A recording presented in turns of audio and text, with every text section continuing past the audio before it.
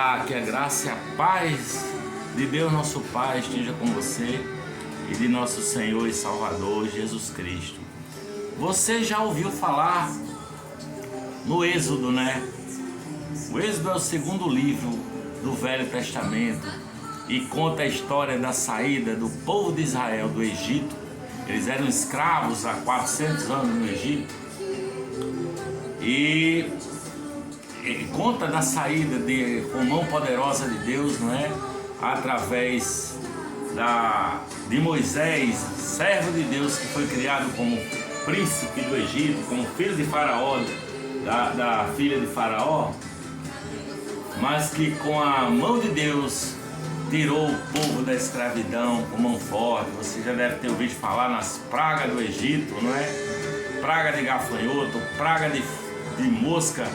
E curiosamente essas pragas elas aconteciam no Egito, mas não chegavam nas casas dos escravos.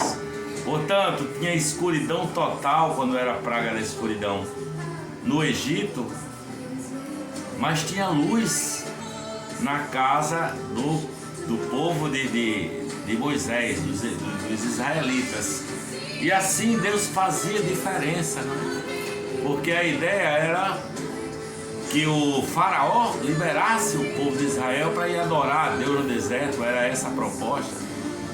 Mas o Faraó se endurecia e não deixava o povo ir. Aí Deus dizia: Moisés, fere as águas do rio Nilo e elas se tornarão em sangue. E assim as águas se transformaram em sangue, as águas do rio Nilo, e os peixes morreram. E as pragas é uma sequência de coisas assim, quase todas, não todas, mas quase com uma sequência de uma coisa sendo sequência outra. Por quê? Porque os peixes do rio morreram e fedeu e apodreceram e não tinha água para beber, água limpa em canto nenhum no Egito, não é? E esses peixes mortos, esses peixes podres, acumularam larvas de moscas, e quando veio a praga das moscas, ela veio também com uma infinidade de moscas, né? Depois de gafanhotos, porque também tinha havido a saraiva que queimou as ervas do campo, e então o gafanhoto não tinha o que comer, eles debandaram para o Egito. Então tem uma sequência de coisas assim, mas enfim, Moisés, o faraó, tem um momento quando acontece a morte dos primogênitos no Egito, até o primogênito de Faraó morre, não é? Que é a instituição da Páscoa, da primeira Páscoa, e o povo de Israel sai do Egito livre, e depois o faraó se arrepende de ter mandado e vai atrás, e ele chega ali no Mar Vermelho, e o mar se abre diante do povo de Israel, e o povo passa em seco. E quando os soldados, os cavaleiros de Faraó intentam fazê-lo, o mar se fecha e eles morrem afogados. Outro dia eu vi aqui um documentário da Discovery que mostra esse expedicionário, né? Hoje em dia, encontrando naquele fundo do rio Nilo carcaça daquelas carruagens antigas, e capacetes e esqueletos de soldados egípcios, não é? Desse episódio. Por que eu estou contando isso? Porque existe uma quantidade de pessoas que querem desfazer dos atos de Deus, não é? Querendo dizer que foi tudo coisa natural. Por exemplo, a passagem no mar diz que era um banco de areia. Puxa, se era um banco de areia, por que o povo do faraó foi derrotado, não é? E sucumbiu à força das águas que caíram sobre eles. Então, para tornar real a eficácia da realidade da palavra de Deus, ainda hoje os expedicionários, os arqueólogos, esse pessoal descobre artefatos e coisas daquela época, não é?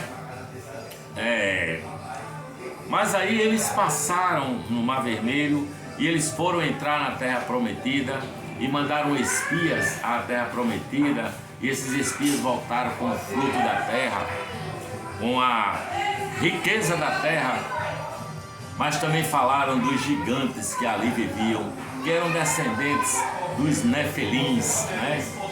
E o povo se rebelou, achando assim que eles iam ser destruídos por esses povos gigantes, não é? E rebelaram-se contra Moisés e contra Deus, e Deus os fez, não é, andar por 40 anos no deserto, tá certo? Peregrinaram por 40 anos, uma travessia que seria de 2 meses, 3 meses. Eles passaram andando nesse deserto lá por 40 anos. O curioso é que a palavra de Deus diz que as suas vestes não se envelheceram, nem os seus sapatos se desgastaram, porque Deus era o guia deles, Deus estava com eles, e Deus mandava o maná, aquele alimento que caía toda madrugada, e o povo recolhia aquele alimento e se alimentava dele. E Deus mandou carne também, né, codornizes, e as coisas eram assim, aconteciam dessa forma. E aí eu quero chamar a atenção para vocês, aqui em Êxodo, no capítulo 13 de Êxodo, no versículo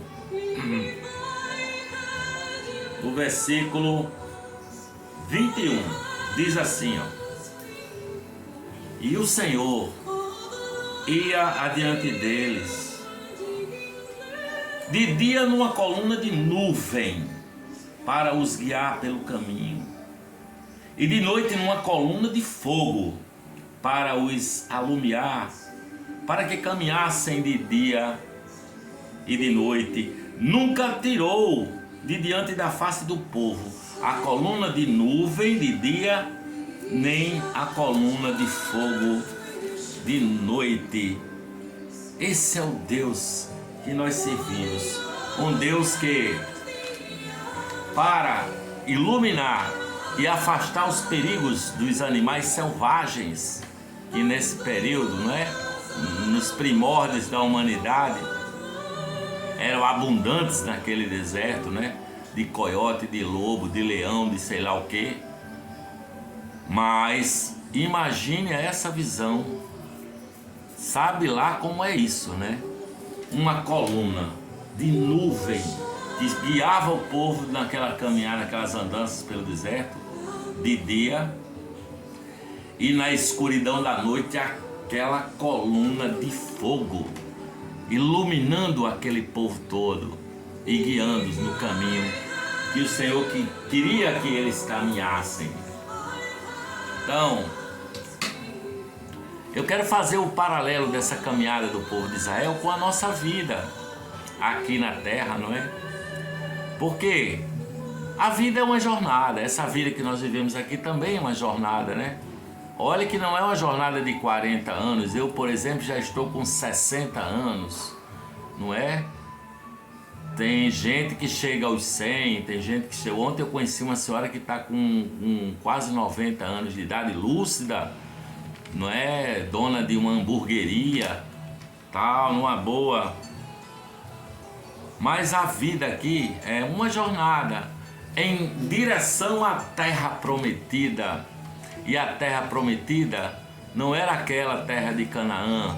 A terra prometida é a eternidade, é o paraíso, é a pátria celestial, é o reino de Deus visível, porque ele hoje já existe, não é? E está dentro de cada um que tem a fé inabalável em Jesus de Nazaré, o nosso Senhor e nosso guia, não é? Porque o Senhor é o nosso guia, não é? Assim como ele guiou durante esses 40 anos o povo de Israel naquele deserto, e nunca faltou comida, e nunca faltou nem água faltou para aquele povo, e nem carne, e nunca faltou alimento. E eles caminharam durante 40 dias com essa com esse guia em forma de uma coluna de nuvem de dia e em forma da coluna de fogo à noite. Durante esse período todo, nós estamos aqui nessa caminhada, nessa jornada da nossa vida, né? E pela fé em Jesus, eu creio que quem assim vive com fé, com graça, não é? Operando pelo Espírito de Jesus de Nazaré, tem um guia para essa vida, né?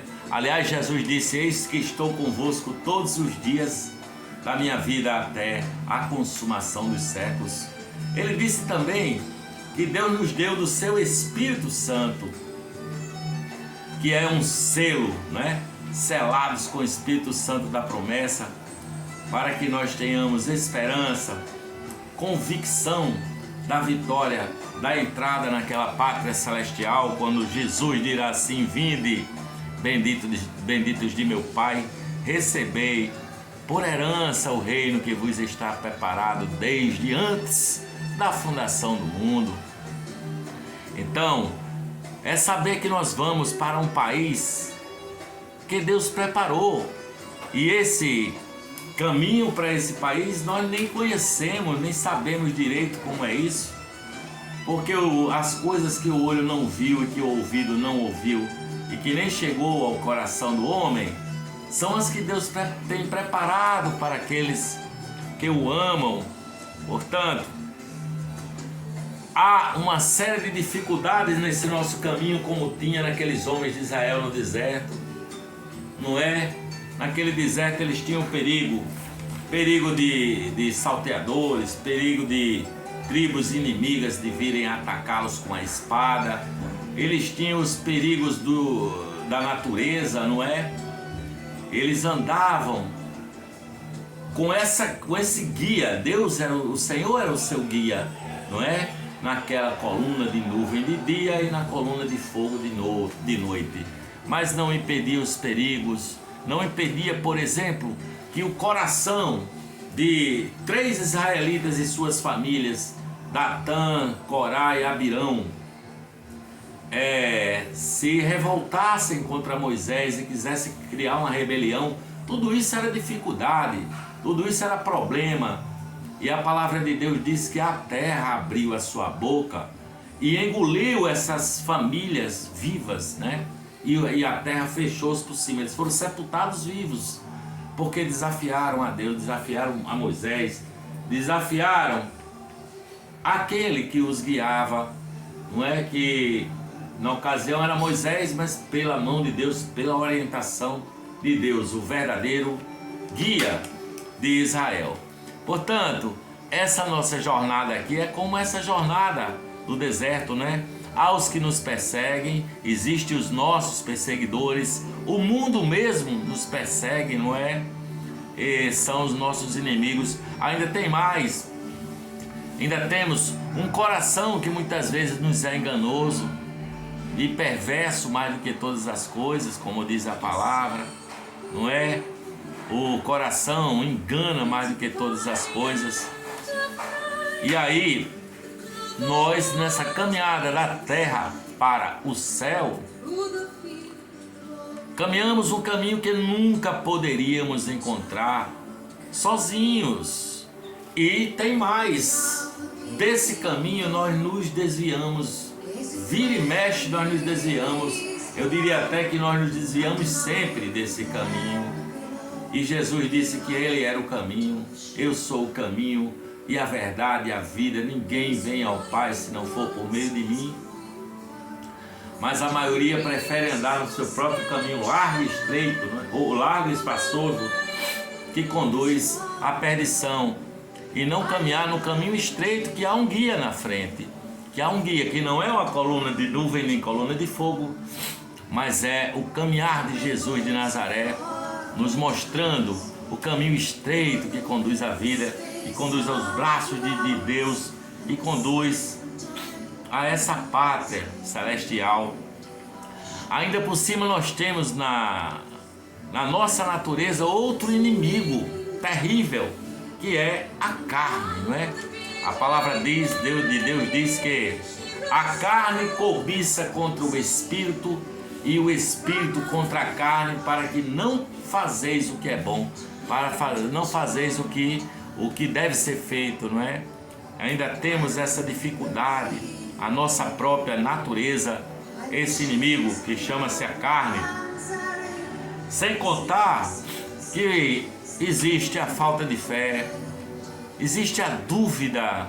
Tem tanta gente que duvida do direcionamento de Deus na sua vida, então convive com a dúvida, convive com o medo, né? É medo do inferno, é medo de Satanás, é medo de assalto, é medo de sofrer uma doença terrível e ficar sem poder andar, sem poder enxergar. Ainda mais existe a tentação. Nós somos tentados a toda hora a fazer o que não deve ser feito, não é? A cometer o pecado. E existe o pecado que habita em cada um de nós. É muita coisa. O caminho que conduz à paz é esse caminho que de dia é luminoso, porque tem a luz do sol e a coluna de nuvem para guiar, e à noite tem a coluna de fogo para iluminar o caminho. Aqui, Jesus é a luz. Eu sou a luz do mundo, quem me segue não andará em trevas, mas terá a luz da vida, foi o que Jesus disse. Mas muitas vezes nós caminhamos em trevas, não é? Ainda tem esse problema de nós caminharmos em trevas e não podemos de forma alguma confiar em nós mesmos. Eu não confio em mim mesmo, tá certo? Não podemos confiar em nós mesmos. Há uma guerra que batalha dos nossos membros com a nossa consciência, não é? É esse pecado que tão de perto nos rodeia. E nós sabemos que essa viagem é uma viagem por caminhos que nós não conhecemos. Mas uma coisa eu tenho certeza: Ele, Jesus Cristo, Jesus de Nazaré, é o nosso guia até nós chegarmos no final da jornada, assim como o povo de Israel andou 40 dias e nunca faltou o guia de Israel pela nuvem e pelo fogo, tá certo? Jesus é a luz do mundo, é a luz que nos guia por esse caminho bom, sabe? Jesus Cristo, é Ele que garante a nossa entrada nos portais da cidade celestial. Como é que eu posso chegar à terra prometida? Como? Essa é a pergunta. Como chegar? Sabe? Através do nosso guia, Jesus de Nazaré. Ele nos mostra, nos diz para nós, está dizendo agora que nós não viajamos sozinhos, sabe? Você conhece o caminho? Ele é o caminho, Jesus é o caminho. Ele diz: eu sou o caminho, eu sou a verdade, eu sou a vida. Você só pode chegar na eternidade caminhando como Ele caminhou, porque quando Ele diz que eu sou o caminho, é para você andar como Ele andou, entendeu? Quando Ele diz eu sou a verdade, é para que essa verdade seja também na sua vida, tá? Quando Ele diz eu sou o caminho, a verdade e a vida, é para que a sua vida, a minha vida, encarne esse caminho, que é o caminho do amor, o caminho de Jesus, o caminho da paz. Entendeu? Então você conhece bem o caminho conhecendo o nosso guia. E o nosso guia é Jesus de Nazaré, o caminho, a verdade e a vida.